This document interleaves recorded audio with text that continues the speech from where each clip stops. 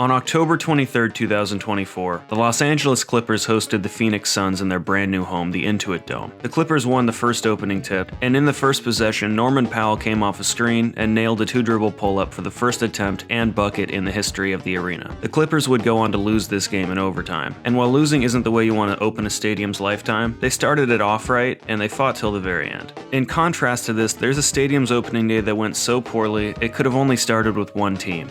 The Mets. On April 13, 2009, it was time for the Mets to start again. Shea Stadium was gone and its place was Citi Field. A sold-out crowd of 41,007 crammed into Citi Field to watch the Mets take on the lowly Padres. On the mound today to open up the new ballpark is righty Mike Pelfrey, nicknamed Big Pelf on Baseball Reference. He had his best year yet in 2008, earning the number 2 rotation spot going into 2009. This is his second start of the season after a win in Cincinnati. Standing on the right side of the plate was Padres lefty leadoff hitter Jody Garrett. Like Pelfrey, he also had his best year in 2008, and to open up 2009, Garrett would play center field and lead off against right-handed pitching. This was his 4th start so far. However, this was not the first time Jody Garrett has faced Mike Pelfrey. In fact, in 2008, they saw each other 7 times, and Garrett put in some measurable work on Pelfrey. To officially begin the festivities, the Mets had Tom Seaver and Mike Piazza throw and catch the first pitch. For the first pitch in Citi Field history, Mike Pelfrey threw a sinker that clocked in at 92.5 and outside, but apparently the ump gave Pelfrey a favorable call to start the game,